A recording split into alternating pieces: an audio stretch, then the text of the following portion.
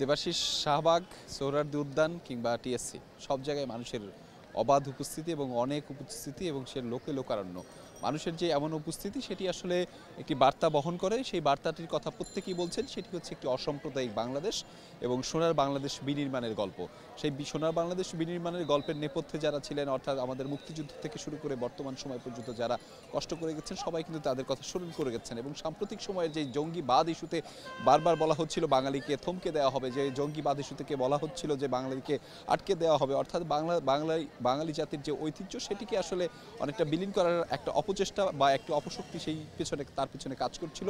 সেটিকে কিন্তু তারা প্রত্যেকেই রুখে দিতে চান। যে এখানে যারা এসেছেন তারা সবাই এক বাক্যে বলেছেন যে এমন অপশক্তি দ্বারা, এমন কালো মেঘ দ্বারা, এমন অন্ধকার দ্বারা বাঙালির ঐতিহ্যকে, বাঙালির হাজার বছরের ঐতিহ্যকে কখনো রুখে দেওয়া সম্ভব না এবং সেটি আর কখনো কোনো অপশক্তির দ্বারা সম্ভব হবেও না কোনো দিন। এই যে বার্তাটির মাধ্যমে আসলে তারা একটি জায়গা প্রমাণ করতে চান যে বাঙালি আসলে সবসময় একই ছিল এবং তারা ঐক্যবদ্ধ ছিল। সেটা বিভিন্ন সংকট, সেই সংকট সমাধানে কিংবা সংকট উত্তরণেও তারা সবসময় ঐক্যবদ্ধ থেকে সেই সমস্ত সংকট উত্তরণ করেছেন। এই জায়গাগুলো কিন্তু তারা সেই ঐক্যবদ্ধের জায়গাটি প্রকাশ করেছেন বা পরিচয় দিয়েছেন। এর পাশাপাশি মানুষের যে অসাম্প্রদায়িক বাংলাদেশ বিনির্মাণের গল্প, বাংলাদেশের অসাম্প্রদায়িক বাংলাদেশ বিনির্মাণের প্রচেষ্টা, সেটাও কিন্তু অব্যাহত আছে এবং সেই অব্যাহতের জায়গা থেকে তারা প্রত্যেকেই বলতে চান যে ধর্ম বর্ণ নির্বিশেষে, শ্রেণী বৈষম্য নির্বিশেষে তারা একই থেকে সেই জায়গাটি তারা নির্ধারণ করে যাবেন। এবং দেবাশিসে একটি তথ্য জানিয়ে রাখি, মানুষ আসলে বেলা বাড়ার সাথে সাথে কিন্তু মানুষের উপস্থিতি বাড়ছে। আজকে কিন্তু প্রচুর গরম পড়ছে, তা সত্ত্বেও কিন্তু মানুষের তাপমাত্রা বাড়া সত্ত্বেও মানুষের এখানে উপস্থিতি জানান দেয় অসাম্প্রদায়িক বাংলাদেশ গড়তে সবাই আসলে ঐক্যবদ্ধ। দেবাশিস। টুম্পা, মূলত যে বৈশাখের আয়োজন সেটি সারা দিনব্যাপী চলে এবং ঢাকা শহরে যারা বসবাস করেন, রাজধানী ঢাকায় যারা বসবাস করেন, তাদের জন্য বৈশাখ একটি অনন্য উপলক্ষ নিয়ে আসা হয় এবং মূলত শাহবাগ, টিএসসি, চারুকলার এই যে জায়গাগুলোতে, সেই জায়গাগুলোতে আসলে মানুষের যে ভিড়, মানুষের যে পদচারণা, সেটি আসলে সবসময় লক্ষণীয়।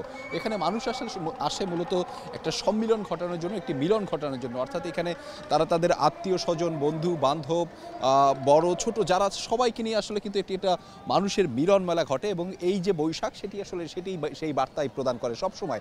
এবং তারা বলেছেন যে এখানে যারা এসেছেন তাদের সাথে অনেকের সাথেই কথা হয়েছে, তারা আসলে মূলত একটি অসাম্প্রদায়িক বাংলাদেশ বিনির্মাণের লক্ষ্যে যে সমস্ত বার্তা প্রদান করতে হয় কিংবা যে সমস্ত মানুষের যে সম্মিলনের ক্ষেত্রে, মানুষের মিলনের ক্ষেত্রে যেই জায়গাটি নির্মাণ করতে হয়, সেই জায়গাটিতে জোর দিয়ে তারা আসলে তাদের এই আশা এখানে এবং এই উৎসবটিকে উদযাপন করা।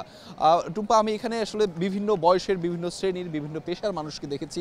বিভিন্ন বয়সের মানুষ কিন্তু ডুগডুগি একতারা হাতে এখানে আসলে এসে তাদের সেই উৎসব উদযাপনটি করছে এবং সেখানে যে লাল সাদার একটি বর্ণিল সমারোহ থাকে, সেই প্রত্যেক নারীর শরীরেই কিন্তু সেটি অঙ্গাঙ্গিভাবে জড়িয়ে আছে এবং অনেক পুরুষও কিন্তু সেই লাল সাদার যে রং সেটিতে আবির্ভূত হয়ে এই উৎসবকে উদযাপন করছে। টুম্পা, এখন প্রায় বেলা 2টা এবং আপনি জানেন যে আজকে মূলত যে এই উৎসব আয়োজনের পিছনে কিছু বিধিনিষেধ রয়েছে। সেটি হচ্ছে যে বিকেল 5টার মধ্যে কিন্তু সকল ধরনের বৈশাখী আয়োজন শেষ করতে হবে, যার ফলে এই টিএসসি, শাহবাগ বা কিংবা সোহরাওয়ার্দী উদ্যান এলাকায় বেলা যত গড়াচ্ছে মানুষের ঢল তত বাড়ছে।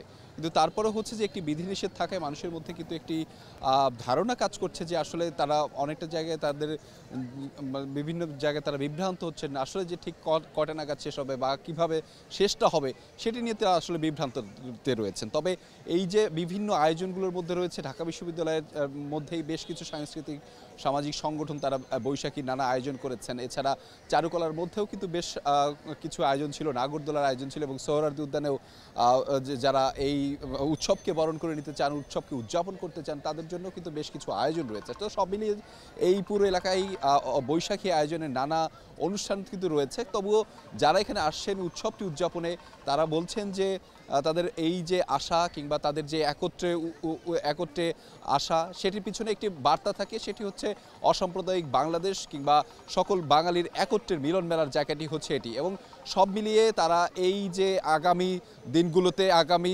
নতুন দিনগুলোতে জঙ্গিবাদ নির্মূলে একসাথে ঐক্যবদ্ধভাবে কাজ করবে, এটি সকলেরই আশা। দেবাশিস।